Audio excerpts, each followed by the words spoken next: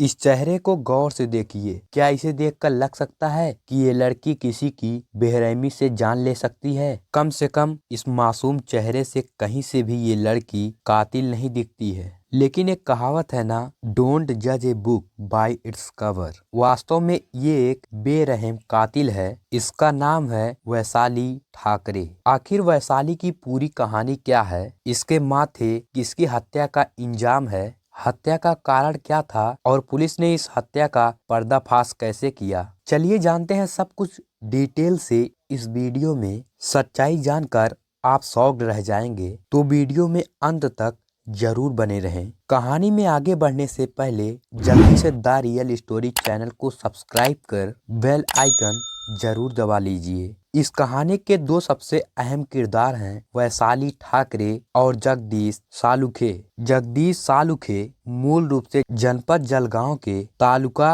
रावेर का रहने वाला था। जगदीश के पिता अपने गांव में ही हेयर कटिंग का दुकान चलाकर गुजारा कर रहे थे। जगदीश के अलावा इसका एक और भाई था जो शादी के बाद गांव से निकलकर पत्नी के साथ ठाणे के कोलसेवाड़ी नाम के जगह पर रह रहा था। जगदीश अपनी पढ़ाई लिखाई गांव से ही करता है। पढ़ाई पूरी करने के बाद वो भी अपने बड़े भाई के पास चला आता है और यहाँ नौकरी की तलाश में लग जाता है। कुछ समय की मेहनत के बाद उसे एक फार्मास्यूटिकल कंपनी में जॉब मिल जाती है। जब जगदीश की नौकरी लग जाती है और उसे जॉब करते हुए कई महीने बीत जाते हैं, तो परिवार वाले जगदीश की शादी का प्लान बनाने लगते हैं। क्योंकि जगदीश भी अब ठीक ठाक कमाई कर रहा था, इसलिए वो भी शादी के लिए हाँ कर देता है। कुछ ही दिनों में जगदीश के लिए रिश्ते आने लगते हैं। कई रिश्तों में एक रिश्ता मलाड के रहने वाली वैशाली ठाकरे का था।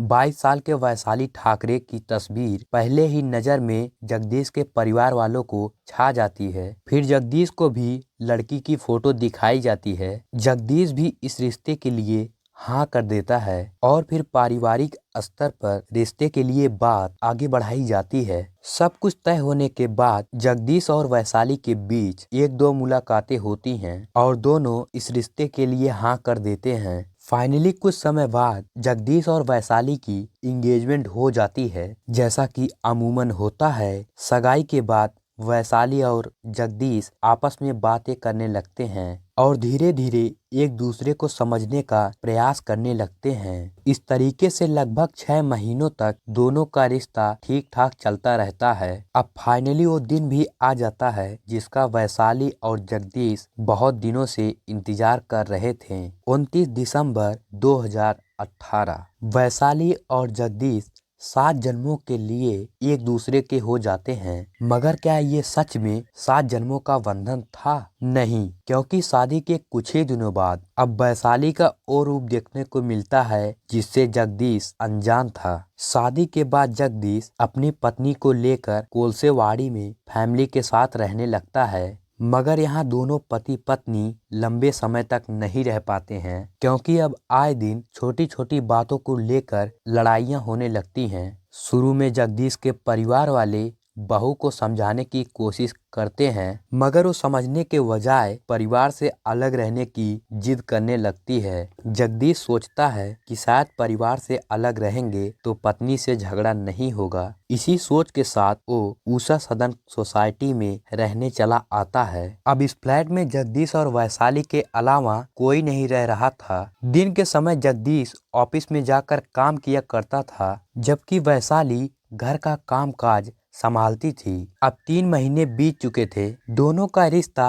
मिला जुला कर ठीक ठाक चल रहा था, मगर अचानक से 6 मार्च को कुछ ऐसा होता है जिससे हर कोई शॉक्ड रह जाता है। दरअसल लगभग रात के 11 बजे वैशाली बेहद ही घबराई हुई आवाज में जगदीश के मामा नंदलाल को फोन करती हैं। अमूमन वैशाली किसी रिलेटिव को कॉल नहीं किया करती थी, इसलिए जब वैशाली का कॉल जगदीश के मामा के पास आता है तो वो थोड़े चौंक जाते हैं। वो बेहद ही घबराई हुई आवाज में कहते हैं कि मैं सब्जी लाने घर से बाहर गई हुई थी, अभी जब घर के अंदर आई हूँ तो देख रही हूँ कि घर का सारा सामान बिखरा पड़ा हुआ है और यहीं पर जगदीश बेहोश पड़ा है। आप जल्दी से आ जाइए। इतना सुनते ही जगदीश की माँ अपने और रिश्तेदारों और पड़ोसियों को लेकर भागते हुए जगदीश के फ्लैट पर आते हैं। यहाँ देखकर सच में लग रहा था कि घर में चोरी हुई है और इसी दौरान चोरों ने जगदीश की हत्या करने का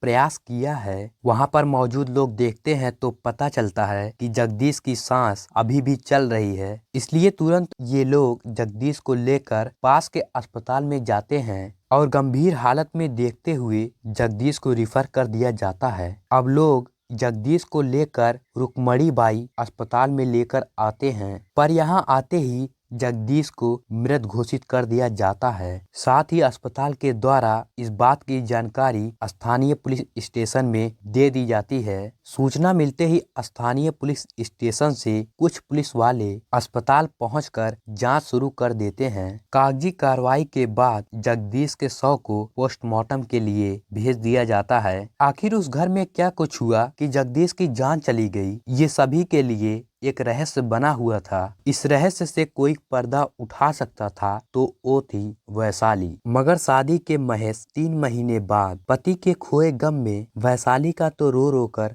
बुरा हाल था। पुलिस वाले भी स्थिति को समझते हुए जल्दबाजी ना दिखाकर संयम से काम लेते हैं। कुछ इंतजार के बाद जब वैशाली की स्थिति कुछ बेहतर हो जाती है तो पुलिस वाले उससे बातचीत करके मामले को समझने का प्रयास करते हैं। अपना बयान दर्ज करवाते हुए वैशाली कहती है कि जगदीश देर शाम अपने काम से लौटने वाले थे, तभी उसने जगदीश को फोन करके बताया था कि घर में सब्जी खत्म होने वाली है, तुम बाहर से लेते आना। मगर जगदीश बिना सब्जी लेते हुए घर आ जाता है। वैशाली के बयान के मुताबिक जब जगदीश ऐसे ही घर चला आता है तो वैशाली खुद ही सब्जी लेने के लिए मार्केट चली जाती हैं। जब वापस आती हैं तो देखती हैं कि घर का दरवाजा खुला हुआ है। घबराहट में वो घर के अंदर दाखिल होती हैं। तब उसकी नज़र घर के अंदर बिखरे पड़े सामानों पर पड़ती है।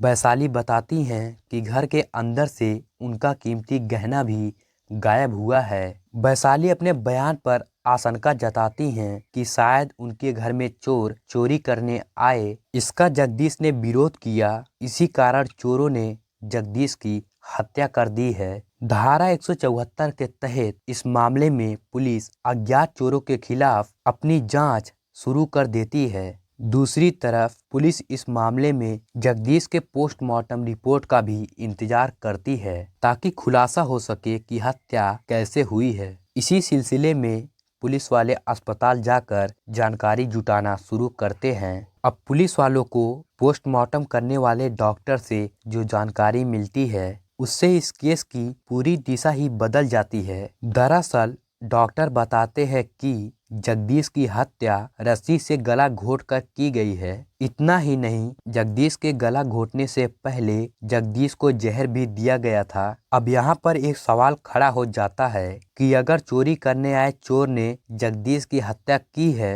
तो हत्या करने से पहले भला जहर क्यों देंगे। अब पुलिस वालों का शक वैशाली पर ही आने लगता है कि कहीं वैशाली ने तो कुछ गड़बड़ नहीं की है, क्योंकि तब घर में उसके अलावा कोई नहीं था। इसी शक के आधार पर पुलिस वाले एक बार फिर से वैशाली से पूछताछ करने का फैसला करते हैं। शुरू में वो अपने पुराने बयान पर टिकी रहती है, चोरी और चोरों द्वारा हत्या वाले बयान पर ही टिकी रहती है। मगर जब पुलिस वाले कुछ शक्ति दिखाकर पूछताछ करने लगते हैं तो वैशाली चौंका देने वाला खुलासा करती है। दरअसल जब वैशाली और जगदीश की एंगेजमेंट हुई थी तब ये रिश्ता वैशाली को भी पसंद था। जब ये रिश्ता कई महीनों तक बीत जाता है तो वैशाली का मन जगदीश से भर जाता है। मन भरने की वजह जगदीश का सिंपल होना था। वैशाली चाहती थी कि जगदीश भी स्टाइलिश कपड़े पहने, पार्टियों में आए जाए और उसे हमेशा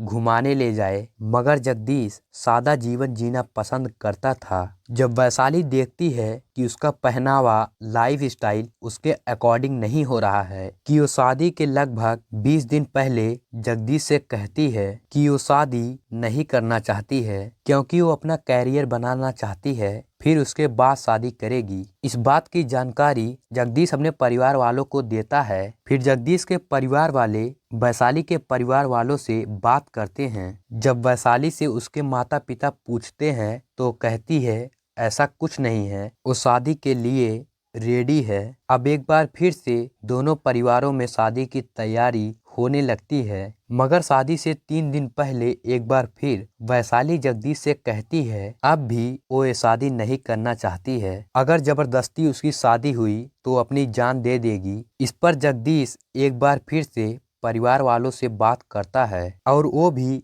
इस शादी को रोकने के लिए तैयार हो जाता है, मगर फिर पारिवारिक स्तर पर बात होती है। करीबी रिश्तेदारों द्वारा एक पंचायत भी बुलाई जाती है, जिसमें एक बार फिर से शादी के लिए बात बन जाती है, मगर वैशाली ने शादी के बाद जीवन समाप्त करने की धमकी दी थी, इसलिए पंचायत के दौरान ही लिखित में तय किया जाता है अगर शादी के बाद वैशाली अपना जीवन खुद ही समाप्त करती है तब उसकी जिम्मेदारी जगदीश और उसके परिवार वालों की नहीं होगी। इस तरह पारिवारिक स्तर पर समझौते से ये शादी हो जाती है। पुलिस पूछताछ के दौरान वैशाली ये भी खुलासा करती है कि भले ही उसकी शादी उसकी मर्जी के खिलाफ हुई थी, मगर वो शादी के बाद भी जगदीश से छुटकारा पाने के प्लान में लगी रहती है। और इसी क्रम में एक दिन जब जगदीश काम से वापस आता है तो पहले उसके खाने में जहर मिला देती है। खाना खाने के कुछ समय बाद जगदीश की तबीयत खराब होने लगती है। कुछ ही देर बाद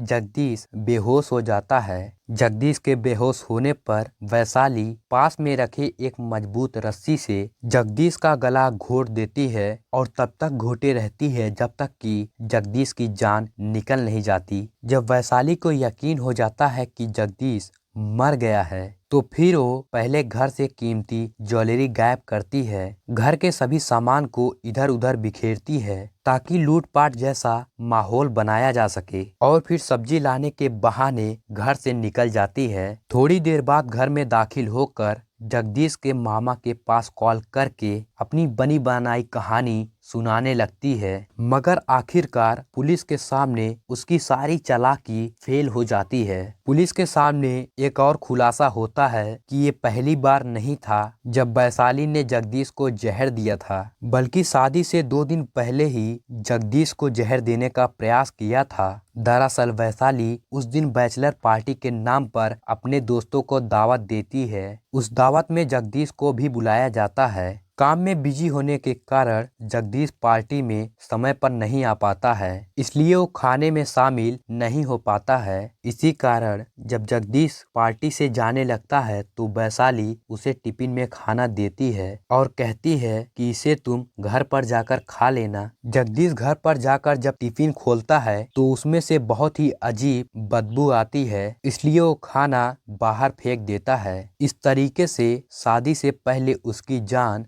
बच जाती है, मगर वो लंबे समय तक वैशाली के साजिशों से नहीं बच पाता है और शादी के 3 महीने बाद उसकी बेहद ही दुखद तरीके से मौत हो जाती है। हत्या का कारण बस इतना था कि वैशाली को मॉडर्न टाइप के लड़के पसंद थे, जबकि जगदीश चमक धमक से दूर सिंपल जीने वाला लड़का था। इस पूरे खुलासे के बाद पुलिस वैशाली को गिरफ्तार करके जेल भेज देती है। वैशाली पर हत्या के धाराओं के तहत कई और धाराओं से मामला दर्ज किया जाता है। ये मामला अभी कोर्ट में चल रहा है। दोस्तों, वैसे तो ये मामले में पूरी सुनवाई के बाद अदालत उचित फैसला सुनाएगी, लेकिन आपके अनुसार वैशाली को क्या सजा मिलनी चाहिए कमेंट बॉक्स में जरूर बताइएगा। अगर आपको हमारी मेहनत पसंद आई हो तो वीडियो को लाइक करते हुए द रियल स्टोरी चैनल को सब्सक्राइब जरूर से कीजिए। धन्यवाद।